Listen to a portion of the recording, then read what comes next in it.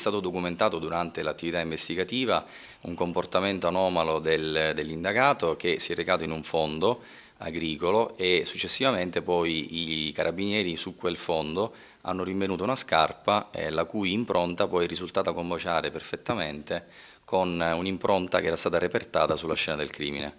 Così questa mattina Gaetano Sciortino, operaio di 53 anni, è stato arrestato dai carabinieri del comando provinciale di Agrigento e ritenuto responsabile dell'omicidio di Giuseppe Miceli, massacrato con diversi colpi tra la nuca e la testa all'interno della sua bottega in via Crispi il 6 dicembre del 2015 a Cattolica Eraclea.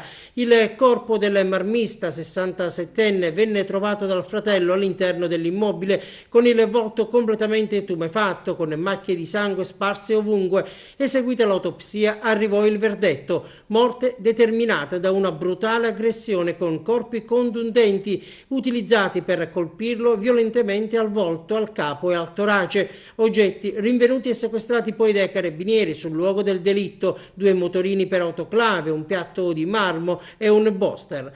Le indagini condotte dai carabinieri del comando provinciale di Agrigento, coordinati dal PM Silvia Baldi, si sono sviluppate attraverso le tecniche tradizionali, mediante l'ascolto di numerose persone appartenenti al circuito relazionale della vittima e all'acquisizione di filmati realizzati da alcune telecamere esistenti nelle adiacenze del luogo del delitto, messi a disposizione dagli esercenti di Cattolica Eraclea. Sono state significative e preziose nello sviluppo delle indagini perché ci hanno consentito di documentare anche una sorta di pedinamento che ha fatto l'odierno indagato il giorno dell'omicidio nei confronti della vittima.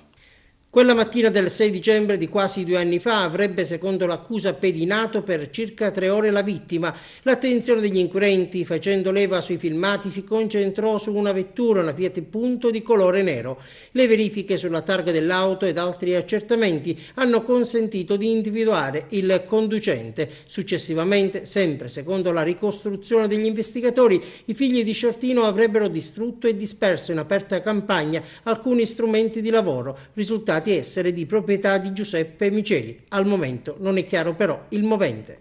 Il movente allo stato è ancora da accertare.